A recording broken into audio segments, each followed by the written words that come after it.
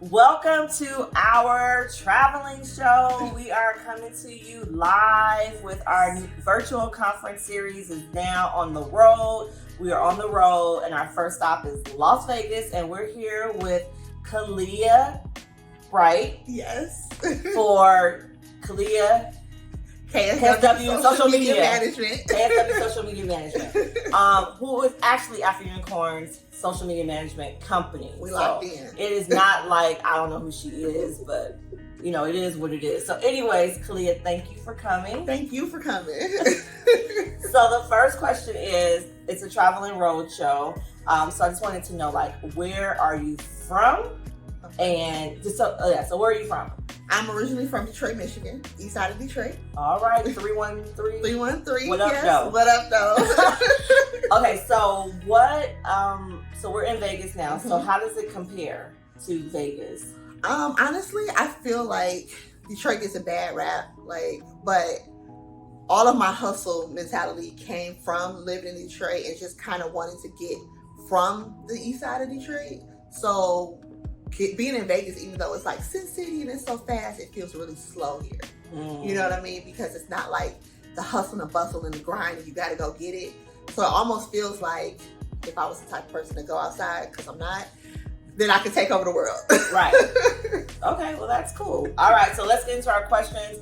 We're going to have a format where we ask the same 5 questions on each show. So I'm just going to go from the top.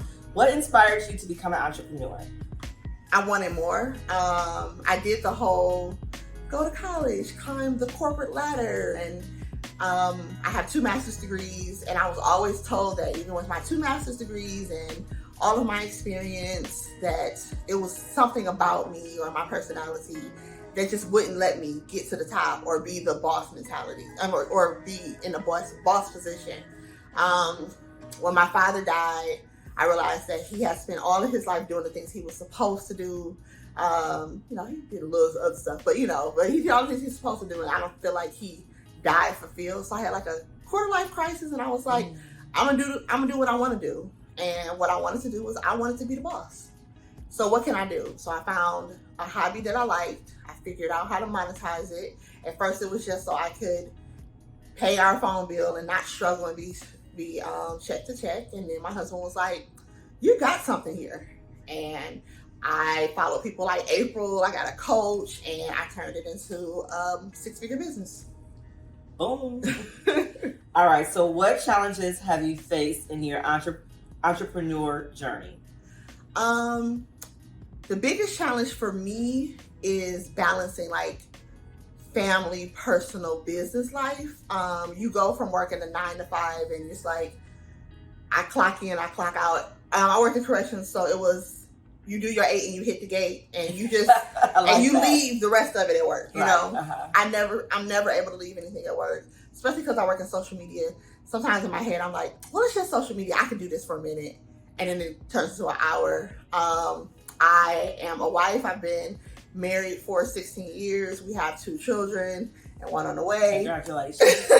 Thank you. So the balance of working all day and then being present for my family and then being present for myself, for my own, sanity.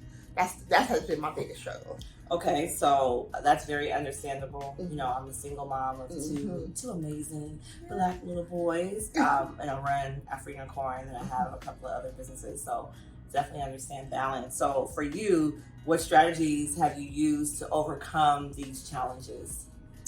Honestly, if you got some tips, let me know, because it's really just been like, let me try this. Oh, it didn't work. I do something now where it's just like, if I'm eating anything, I don't work.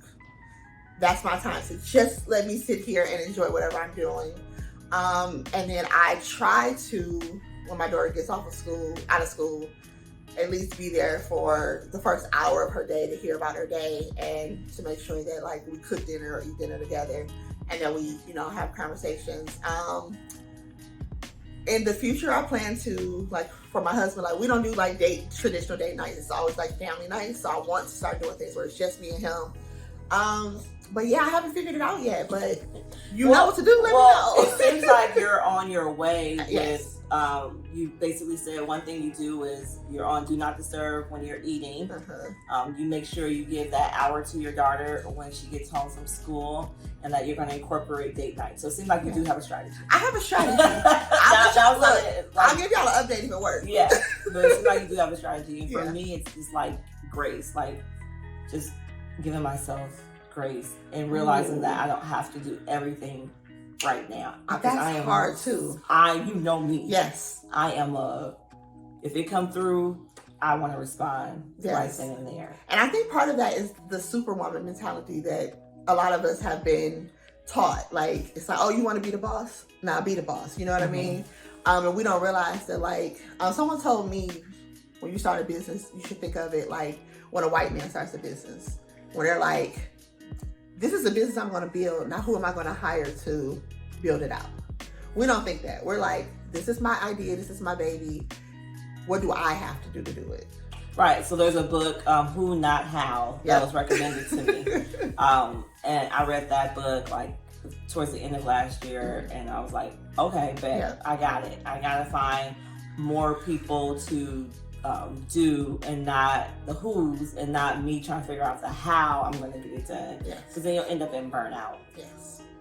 All right, next question. What advice would you give someone just starting out as an entrepreneur? Don't wait for it to get perfect. You can always make changes. I always tell people that your journey is part of your marketing strategy. People don't want to buy from you just because you have this cool thing. So most of the time, people are buying into your story. So if they're seeing you struggling and doing it all yourself, and then they're watching the progression of the brand, they feel they feel like they're part of that. So when you're trying to make something perfect, you're missing out on this opportunity to connect, and that's so much more important. So just do it. Yeah, so many people take too much time waiting for the perfect opportunity, waiting for the product to be perfect and right. And while they're waiting, someone else has actually put it out. It happens all the time. There will be times where you guys will be scrolling by, I thought of that idea, I had that idea, but the problem is you never implemented it because you were waiting for perfect, and perfect never happens. And I want to say that what you just said about the struggle and the growing pains of the brand is why Afro Unicorn is so successful, because they've been watching us since we launched, and they saw how we first started with a shirt that was very similar to this. It didn't even have the logo because it was going to cost too much for me to put the logo on, being real. It was going to cost too much to put the logo on it with the screen printing, so I only had just this part of the logo. I didn't have the words Afro Unicorn, but if I would have waited to say, well, I want to wait until I could be able, but if I didn't put the first one out, I wouldn't have got any sales, any money. Like, it's like she said, just do it, because when you're waiting for perfect, it's just never going to happen, and someone else is going to produce your idea. And it's okay if someone else, it's not really okay if somebody else has it, but they can't do it like you, right? So while you're like, oh, I see these people and they're passing me by, like, get out of your own head. Like, when I first started, like, I had the glitter logo and I'm just going to do all of the things, but until you have this actual product, you can't go to people like April where they're like, the smartest thing April ever gave, the best advice was, she was like, you don't do that anymore. You don't charge that anymore. This is what you're going to do. But until you have that product or that service, people can't even give you feedback on it. So you can't grow. So don't wait too long. Right, because your consumers are going to tell you what they need. So you got to put it out there and then see how you have to change things around, if you need to change or things if around. You need to change it. Yep. Okay, so last question. What do you think are the most important qualities for a successful entrepreneur? I think a successful entrepreneur needs to be teachable. That is the biggest thing. You should not, as the boss, be the smartest person in the room. There should be someone on your team that can and will and is able to tell you about yourself or about whatever's going on. So you need to be teachable as an entrepreneur, whether it's a coach, but you should definitely have someone close on your team where you can bounce ideas off of and they're honest about it. They're not just going along to get along or getting along to go along. I can't really know how that goes, but be teachable. Wow, I like that. that's a good gym to be able to be teachable and coachable. Am I teachable? You are. Okay. You are. Like, listen, she's very much like, this is how I want it. This is what I want done. But she trusts our team to be like, okay, now how do we get there? So she has the vision, but she trusts us to, you know, make the roadmap. And that's what I love about being on the team. Oh, thank you. All right, that was it.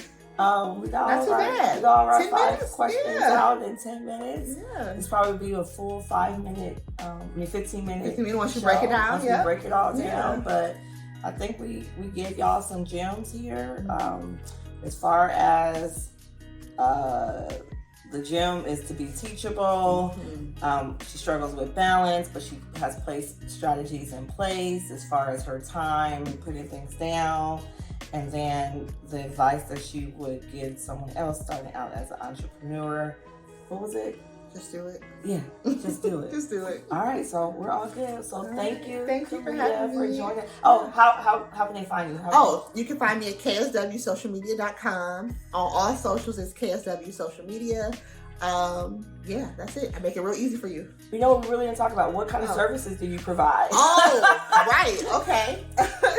So we are a boutique social media management agency. So we help entrepreneurs create increase their online visibility, build their engagement, and help them build brand loyalty. So we handle the social media so you can handle the income generating stuff.